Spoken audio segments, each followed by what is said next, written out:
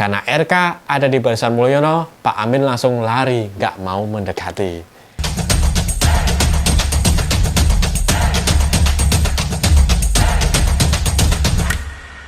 Forum Betawi Rempuk atau FBR akhirnya mendeklarasikan dukungan kepada pasangan Pramono Anung Rano Karno di Pilgub Jakarta 2024. Ketua Umum FBR Kiai Haji Lutfi Hakim mengatakan dengan tegas bahwa sebagai ormas terbesar, Forum Betawi Rempuk tetap berdiri tegak pada garis perjuangannya dalam membawa aspirasi dan hati nurani masyarakat Betawi dengan bersifat tidak netral di Pilkada DKJ 2024. Dukungan ini antara lain karena adanya keinginan fundamental masyarakat Betawi yang menginginkan putra Betawi dalam Pilgub Jakarta. Dukungan FBR ini makin menambah daftar panjang pendukung pasangan Pramono dan Rano Karno. Dukungan yang lahir dari berbagai kelompok, bukan cuma dari masa tradisional PDIP yang mengusung pasangan itu. Yang paling mengejutkan, tentu saja dukungan Amin Rais. Bayangkan, Bapak Amin Rais, tokoh yang dari dulu nyaris selalu berseberangan dengan PDIP. Tanpa ragu, Pak Amin berjanji bakal turun gunung untuk berkampanye demi kemenangan Mas Pram dan Bang Rano. Termasuk juga membuka kemungkinan bakal ikut hadir dalam debat calon gubernur. Alasan Pak Amin memilih Pram Rano tentu berbeda dengan FBR. Tapi menarik juga kita flashback tentang arah politik Pak Amin ini. Pak Amin cenderung dekat dengan kelompok Islam modern memilih calon-calon kepala daerah yang berasal dari kelompok tersebut. Sesuatu yang jelas berbeda dengan basis massa PDIP yang menjadi pilihan kelompok-kelompok kebangsaan.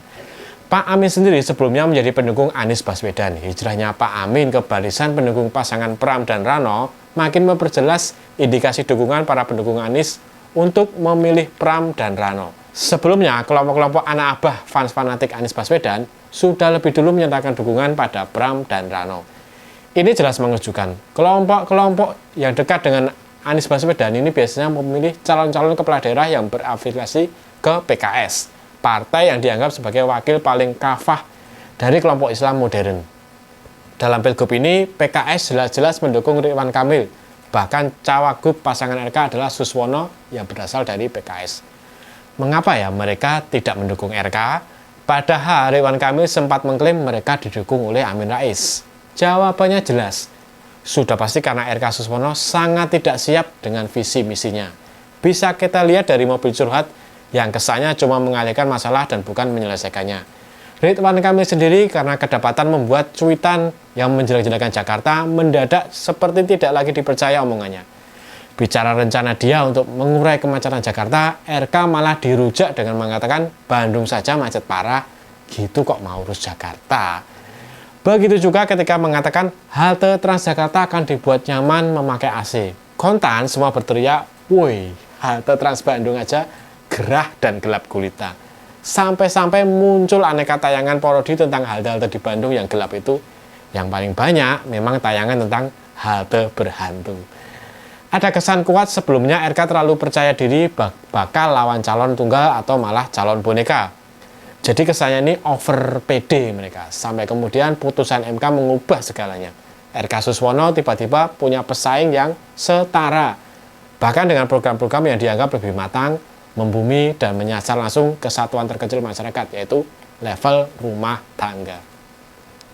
Program Pramono Anung juga mengadopsi program-program sukses dari dua gubernur terdahulu. Sebagai gubernur, Ahok dan Anies punya kesuksesannya sendiri-sendiri. Meski selama ini dianggap memiliki masa yang saling tidak beririsan, bahkan saling bertolak belakang. Ahok terkenal dengan efisiensi dan efektivitas program yang luar biasa. Anggaran negara dijamin 100% tepat guna, tepat sasaran dan tidak bocor, apalagi boncos. Ahok pun terbukti mampu membangun dengan memaksimalkan CSR yang ada. Pembangunan jembatan Semanggi buktinya. Mungkin kalau IKN diserahkan ke Ahok, investor bakal benar-benar datang sehingga tidak mengganggu APBN. Dua masalah klasik Jakarta yaitu banjir dan kemacetan teratasi dengan sempurna di era Ahok. Tidak heran, Ahok punya massa fanatik yang percaya era Ahok adalah era terbaik pembangunan Jakarta setelah Ali Sadikin. Di sisi lain, Anies terkenal dengan kesuksesan membangun moda transportasi massal Transjakarta. Transportasi yang nyaman dan layak, namun terjangkau oleh berbagai lapisan masyarakat. Dan terobosan utamanya, Transjakarta di masa Anies sukses membuat trayek-trayek baru yang membuat Jakarta cukup terhubung sehingga memudahkan mobilitas tanpa harus menggunakan kendaraan pribadi. Anies juga berhasil membangun Stadion JIS yang juga tanpa skema merepotkan APBD Jakarta. Itu semua keberhasilan yang bersifat fisik. Di luar itu, baik Ahok dan Anies punya pendekatan sendiri-sendiri yang mengena di hati masyarakat. Wajar jika standar pemimpin Jakarta bagi mereka yang serupa Ahok bagi pendukungnya atau Anies bagi pendukungnya hanya dua itu. Patronnya di luar keduanya tentu tidak masuk hitungan. Patron yang tertanam di masyarakat ini bukan tidak bahaya, menghasilkan polaritas yang kadang berujung dengan gesekan-gesekan di masyarakat. Inilah yang ditakuti akan terjadi muncul Pilgub DKI di tahun 2017 yang amat membelah Jakarta waktu itu. Ini yang menjadi alasan pula bagi partai untuk mengajukan calon pemimpin yang lepas dari dua polaritas tersebut. Hebatnya, Bu Mega yang sering dianggap udah sepuh dan suka marah-marah, mampu menganalisis dengan apik dan menemukan solusi bagi kedua masalah itu.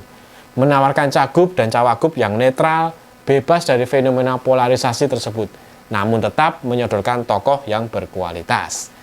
Maka, lahirlah pasangan Pramono Anung, pasangan netral dari bias-bias polarisasi antara kelompok kebangsaan dan religius. Sesuatu yang tidak lepas dari Ahok maupun Anies jika terpaksa ikut pilgub lagi.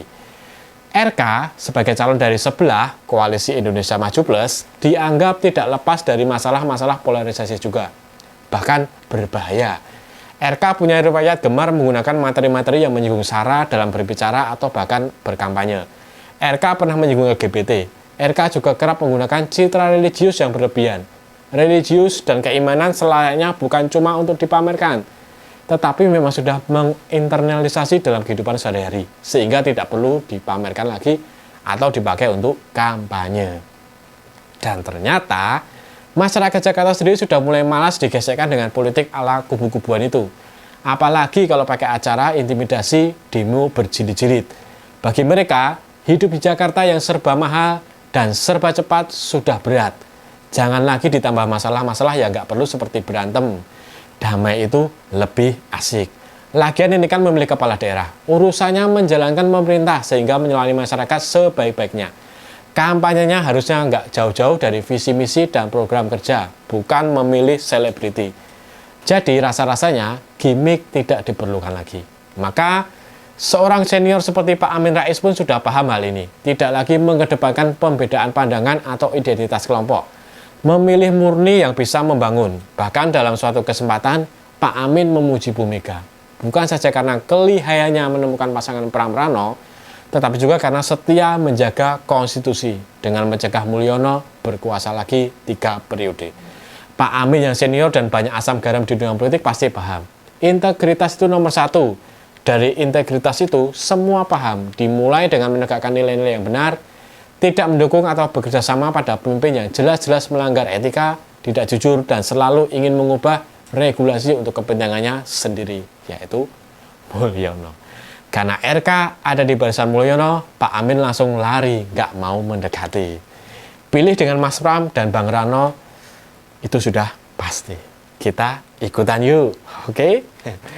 Itu saja dari saya, kurang lebihnya mohon maaf. Salam POV, Point of View.